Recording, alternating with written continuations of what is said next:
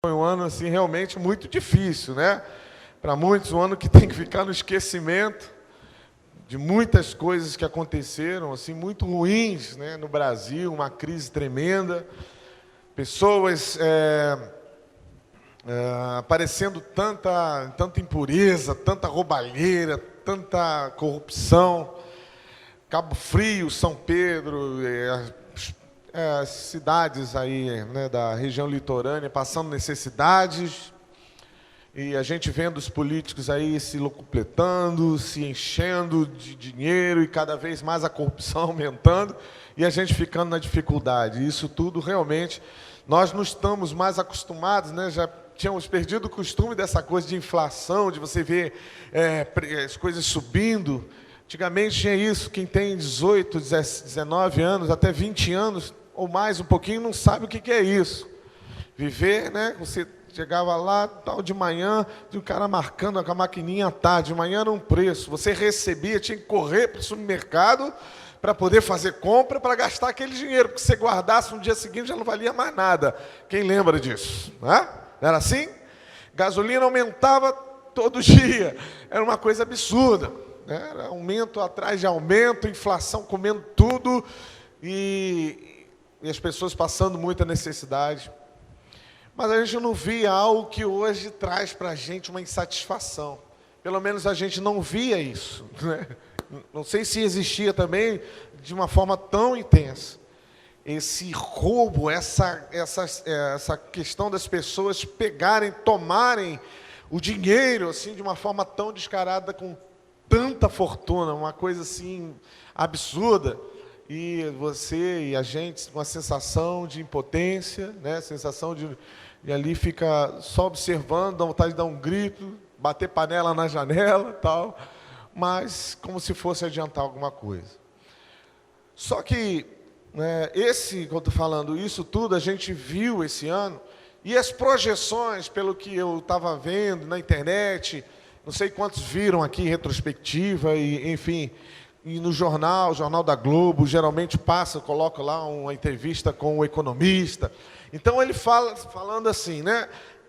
Até agora foi muito ruim 2015, mas 2016 não vai acontecer nada de positivo, isso é a visão deles.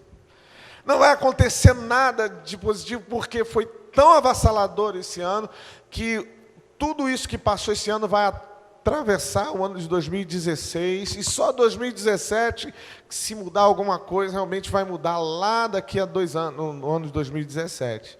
Porque ano que vem já está perdido. Palavras dos economistas, de algumas pessoas que eu ouvi, que eu assistindo televisão e tal. Eu não sei você concorda com isso? Por que você não concorda? Porque você estudou economia? Você estudou, quem é economista, né? Quem fez economia de faculdade aqui, de economia? Alguém? Ou algum curso aqui de economia? Administração, talvez, eu sei que tem algumas pessoas, mas você está dizendo isso por quê? Se realmente está tudo indo em direção ao que o economista está falando. Por que você está falando diferente? Posso saber? Por que você está dizendo? Porque eu perguntei, citei você quer demonstrar assim? Porque a sua confiança não está no homem, não é verdade? Nós não confiamos em homens, amém? Nem nas palavras dos homens.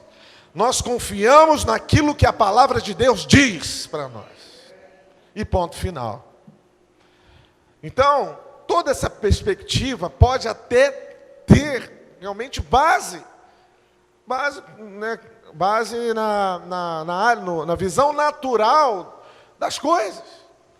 E a tendência natural é essa. Por quê? Porque o economista sabe que você gastar mais do que você recebe, você fica em dívida. Sim ou não? Essa é uma realidade. Então, tem princípios que não podem ser quebrados nem na vida dos cristãos. Querido, estou passando, meu irmão, pastor, ora por mim, coloca a mão. O diabo se levantou contra a minha vida. Por quê, irmão querido? O que está acontecendo? Aí você vai perguntar, pastor, eu estou no vermelho. O cheque o cartão de crédito, pastor, eu não consegui pagar, fiz uma dívida tremenda, e o diabo furioso se levantou, os juros aumentaram, e aquela coisa toda, né? Tem um pastor que fala que, assim, tem gente que dá aula para Satanás de como ser, né? Querido, isso aí nem o diabo sabe, ele está até anotando o que você está fazendo para ele fazer de tanta ruindade que você está fazendo com a sua própria vida. Por quê? Porque se você tem, né, dificuldade, né, financeiras, tal, está passando, não estou dizendo, né, que todos que passam sejam assim. Mas se você gasta mais do que você recebe, se você pega o seu cartão e estoura para comprar coisa, pensando e sonhando que de repente vai cair do céu, um dinheiro que você nunca viu na sua vida e de repente vai acontecer porque você crê, se você sonha assim, querido, você vai ficar sonhando, isso não é uma direção de Deus. Então, é uma coisa natural que a tendência, né, transcorre tudo para você quebrar. Vai tudo por um caminho que você realmente vai se arrebentar, porque não é isso que a Bíblia ensina.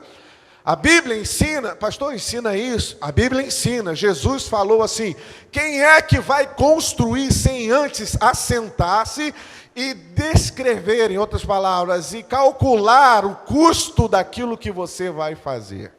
Jesus não falou isso, sim ou não? Amém? Então, ele estava ensinando economia para as pessoas, em outras palavras. Ou, quem é mais espiritual, estava ensinando a edificar as coisas da forma certa, com planejamento. Amém?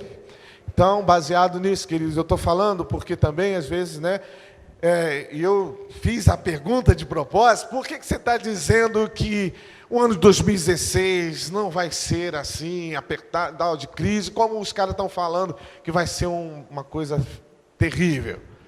Porque nós cremos que a mão de Deus está sobre nossa vida.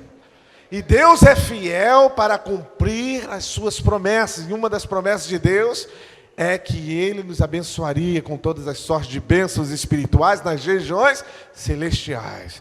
Então, são palavras que nos confortam, que nos dão vontade de, não, eu passo por cima disso aí mesmo, nós vamos conseguir, e amém, que seja assim. Que seja assim, que a gente comece a ter essa visão, definitivamente a gente a viver, né, no meio de uma crise, mas em Cristo. E aí você poder dizer, de fato, eu não estou em crise, eu estou em Cristo. Queridos, e eu estou chamando a atenção da igreja para que tudo isso possa acontecer. É necessário que a gente faça algo. É necessário que o milagre aconteça, nós precisamos provocar esse milagre. A gente precisa atrair o milagre. A gente precisa ter uma atitude que vai gerar um milagre. Ninguém é uma palavra forte, mas dificilmente uma pessoa recebe um milagre de Deus sentado na cama, por exemplo, um emprego. Você vai deitar, vai dormir, vai acordar meio-dia, sei lá que horas, vai descansar, fazer outra coisa, ir para a praia, o emprego virá à minha porta. É muito difícil acontecer, eu estou dando um exemplo. É muito difícil acontecer, de repente, de você ter um aumento no seu salário, se você não fizer por onde. Se você não chegar cedo, não trabalhar fielmente, não for fiel ali à sua empresa, não vestir a camisa, é ou não é? Amém? É muito difícil acontecer. Agora, se você faz isso, se você anda em retidão, se a sua atitude, a postura que você tem diante das situações, das coisas assim, é uma postura correta, Deus vai te abençoar. O milagre vai acontecer, se você crer. Então, queridos, tem uma passagem aí, um provérbio aí no mundo, que eu não gosto tanto assim, mas colocando assim, tem um fundo de verdade que diz: Deus ajuda a quem cedo madruga. Não tem isso? Deus ajuda quem cedo madruga. Ou seja, se cedo madrugar para orar e trabalhar, amém. Porque são duas coisas que precisam andar juntos. A nossa vida espiritual e a prática dela, da vida cristã. A prática da vida cristã fala muitas coisas que às vezes a gente passa reto na história de Jesus aqui na terra. E a gente pensa que Jesus só veio para salvar a nossa alma do inferno. Amém? Isso é a coisa mais gloriosa que tem. Mas Jesus veio também para nos ensinar a viver e a vivenciar o melhor dessa terra. Mesmo que às vezes pressão, com crise, com perseguição, mas você viver feliz. Você ter paz no teu coração. Olha, eu conheço pessoas com muito dinheiro, querido. Muito dinheiro. Sei de gente que tem muito dinheiro, mas não sabe onde colocar esse dinheiro. A crise passou longe da vida dessas pessoas. Mas a vida dela é um inferno. É um inferno. Ao ponto da pessoa pensar em trocar e achar que a felicidade, né, era feliz quando passava necessidade, quando era a pessoa pensar assim. Por que isso? Porque o dinheiro não trouxe para ela tranquilidade, paz, um casamento feliz. Uma vez eu falei isso para alguém, um irmão, um tempo atrás, uma outra igreja, ele achou um absurdo.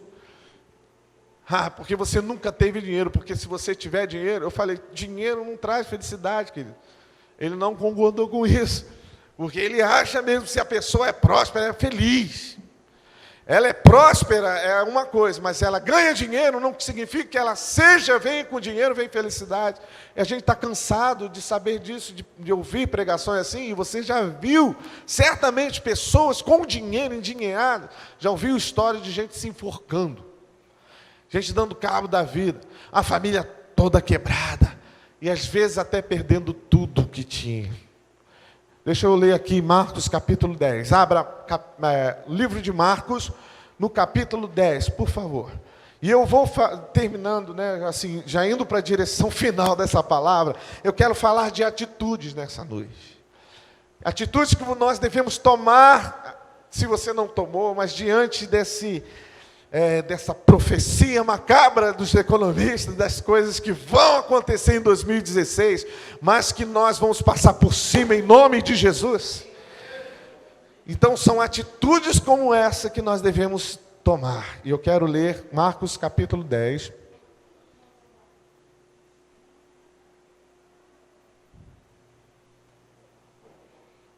Primeiramente, versículo 46 em diante. Marcos 10, 46.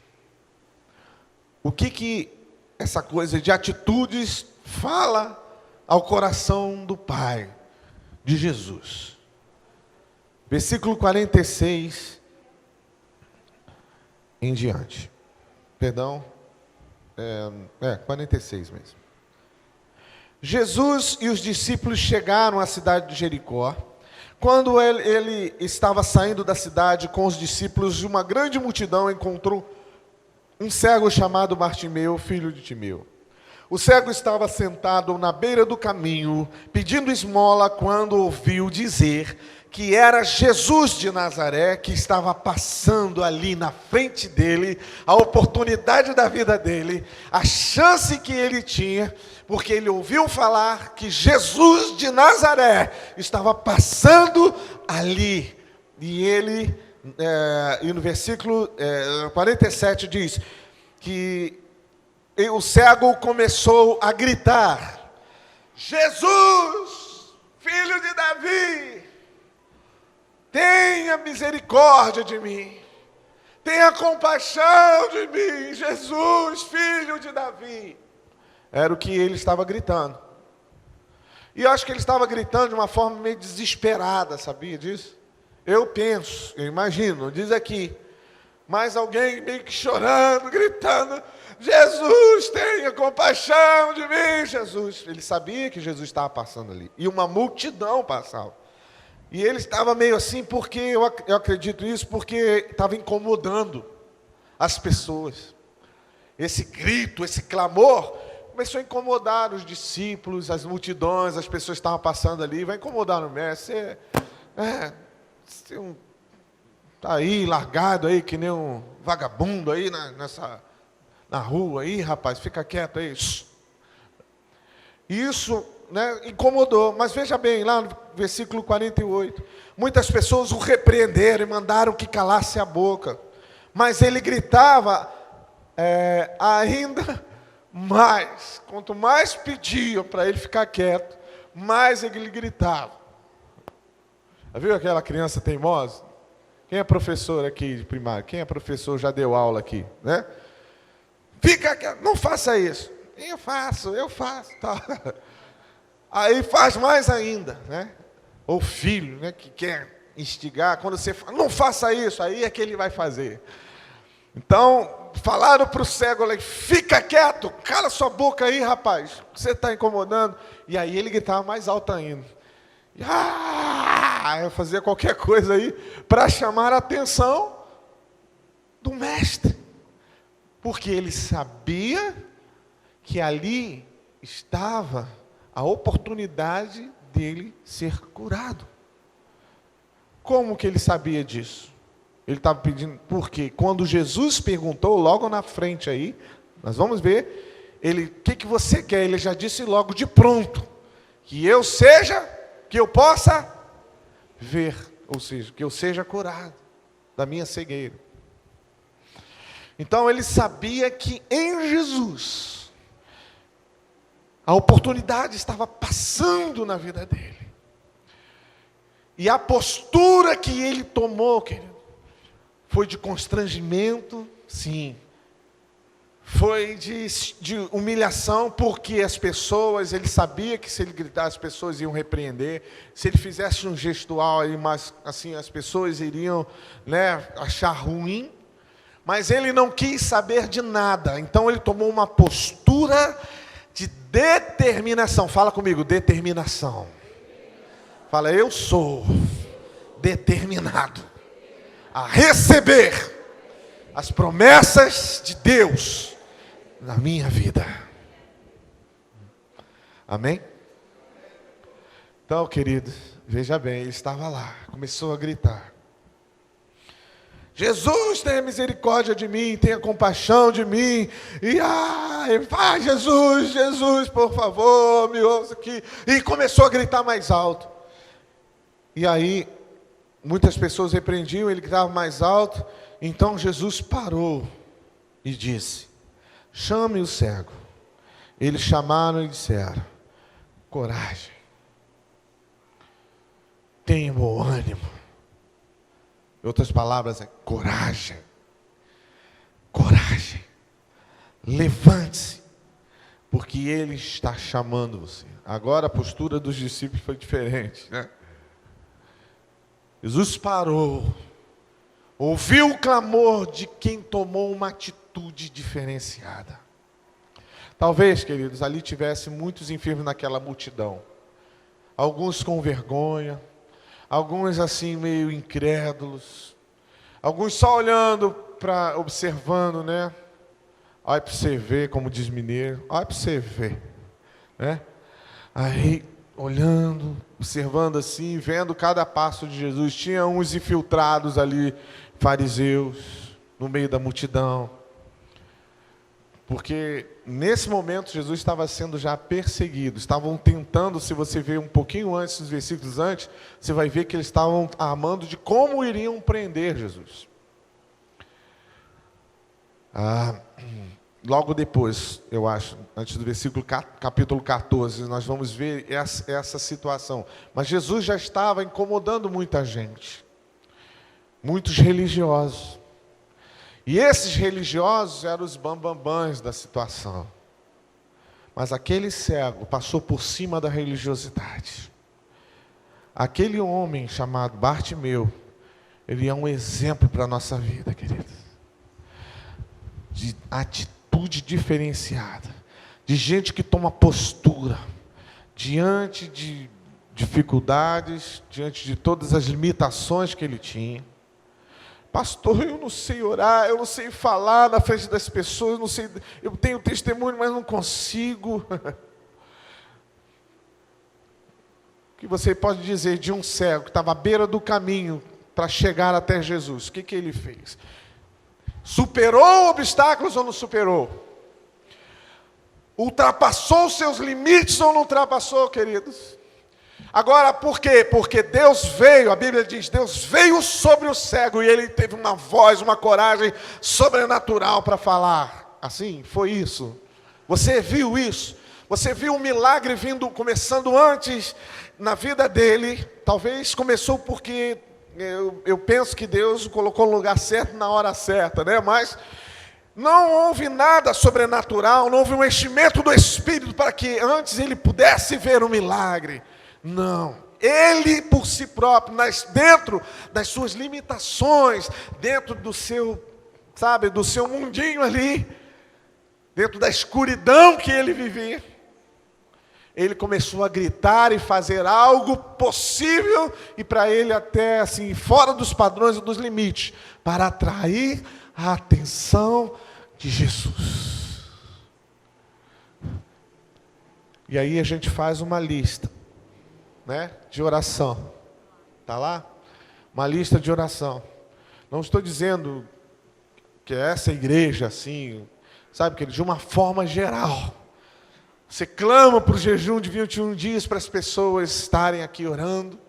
Você pede, puxa, bota o seu nome aqui. Você faz algo assim para você orar, para fazer algo diferente.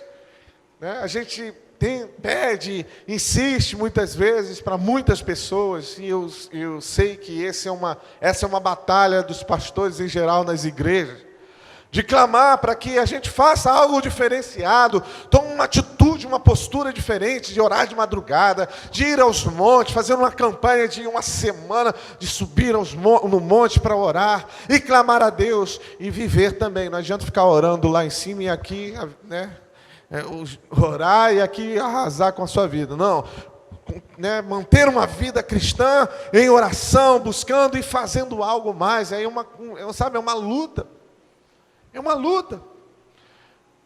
Mas quando nós aprendermos, e eu estou falando isso no último dia, estrategicamente, para mim já né, para começar o ano de 2016 com uma postura diferente.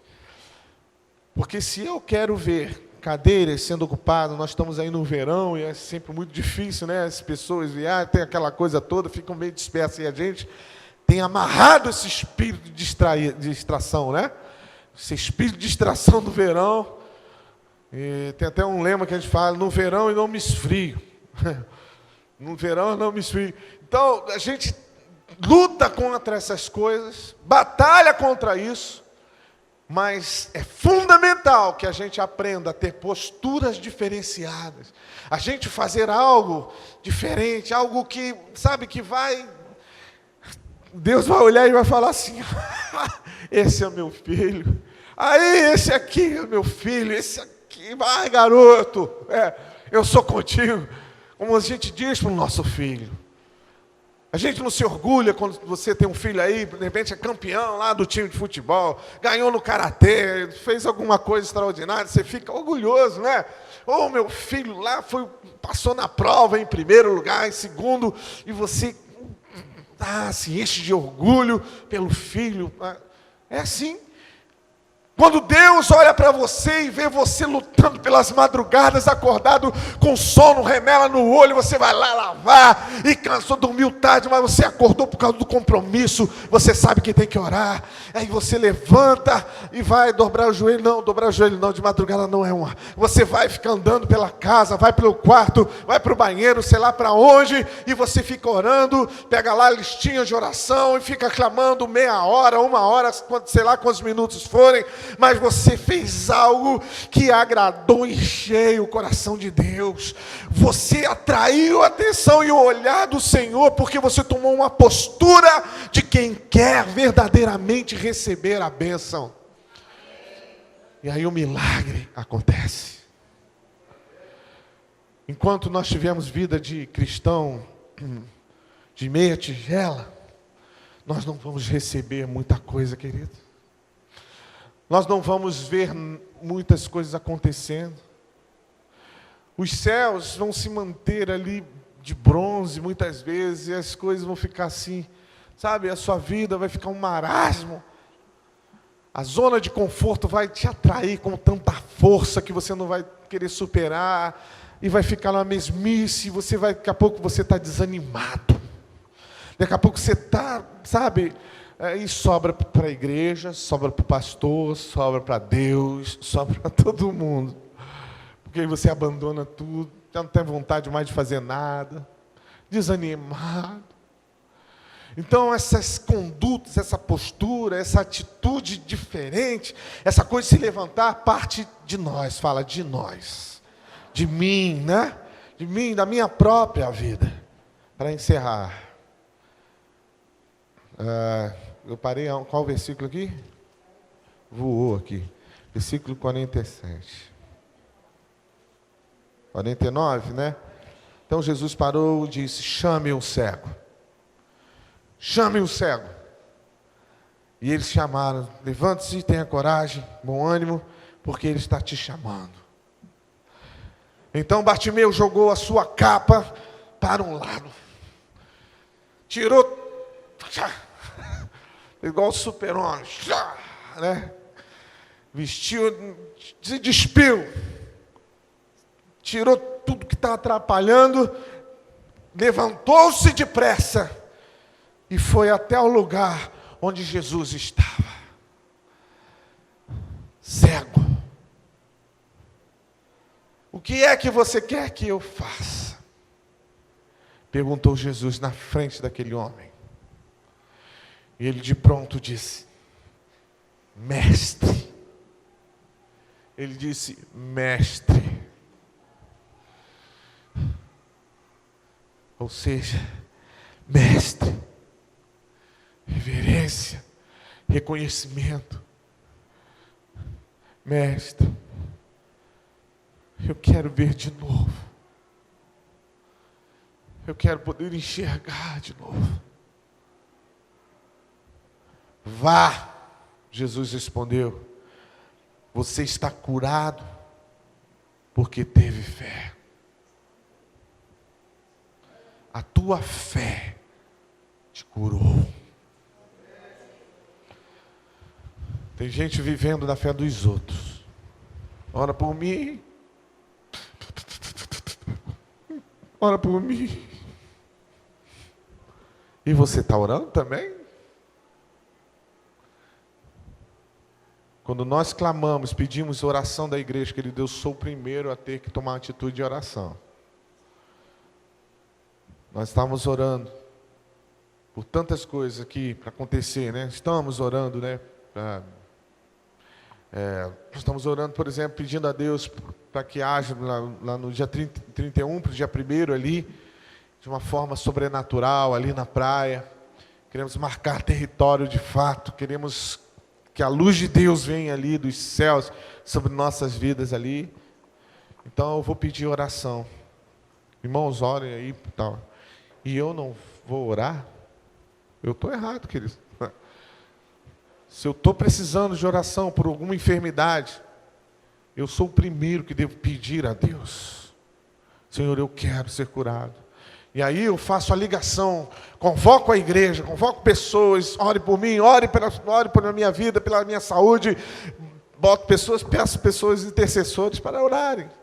Mas eu preciso tomar uma atitude de que eu vou receber. Então, queridos, essa meninice, essa infantilidade, essas coisas que, sabe, que fazem a sua vida capenga, vida cristã infantil, infantilidade. Ou seja, quando há uma crise, aí você cai, se prostra, aí fica dependendo das orações da igreja, do seu discipulador. Deixa isso para as pessoas que estão se convertendo agora, que estão aprendendo. Nós estamos no tempo, se você já está aqui na igreja mais de um mês, Então você já está no tempo. Está no tempo e na hora de fazer algo pelas pessoas, de fazer algo por você mesmo, de tomar atitudes próprias de que vão te tornar uma pessoa mais que vencedora. Em Cristo Jesus. E encerrando aqui. Estou no final já aqui dessa história. E o que quer que eu faça? Mestre, eu quero ver de novo, respondeu. Jesus disse, vá, você está curado porque você teve fé. A Bíblia diz que no mesmo instante, na mesma hora, porque já teve situações que Jesus curou e na hora a pessoa não foi completamente curada. Era até um cego assim. Lembra disso? Quem lembra dessa história? Que ele teve que ir até um lugar. Porque ele começou a ver coisas assim e tal, mas Jesus ordenou, olha, você vai aonde? A um tanque, não é isso? Siloé, você vai ter que se lavar e para algo acontecer, não é isso? A um tanque para lavar o seu rosto, não é isso? Então, mas nesse momento, ali, a cura foi sendo processada. A coisa foi acontecendo. Então, tem pessoas que vão receber na hora.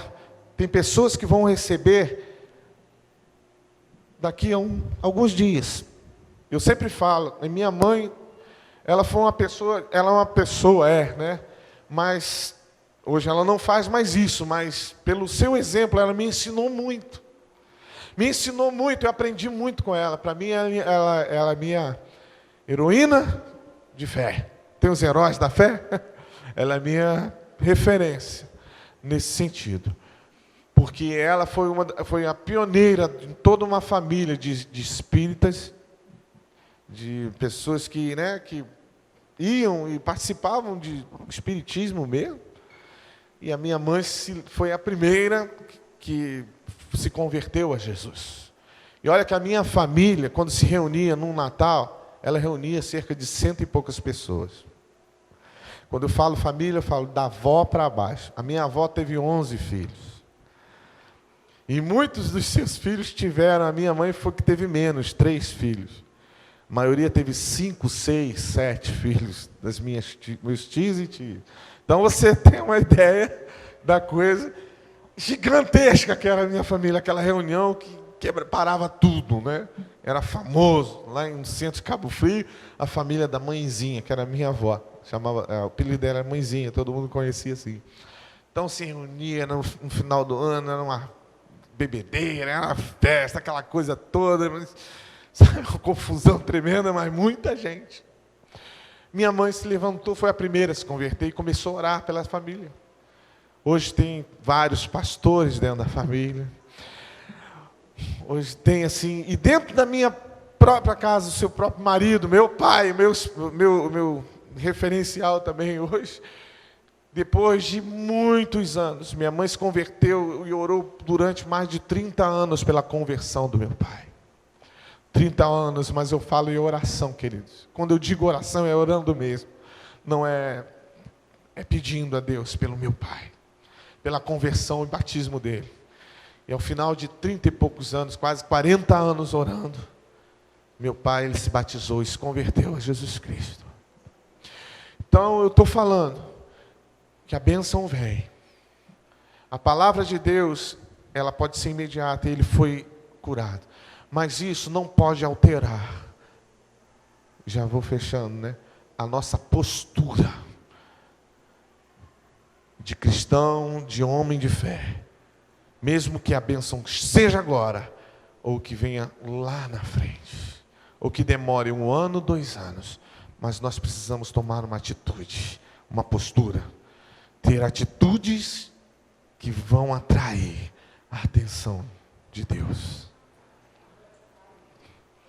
Quantos querem profetizar através da sua própria vida isso para o ano 2016? Agora eu faço a mesma pergunta. Quantos creem que 2016 vai ser um ano que você vai estar acima das crises? Fica de pé, se você quiser crer. A primeira atitude que você já tomou, ficar de pé e acreditar. Acreditar, ter fé, que as coisas vão melhorar para você. 1000 cairão ao meu lado, 10.000 à minha direita, mas eu não serei atingido. Você crê nisso?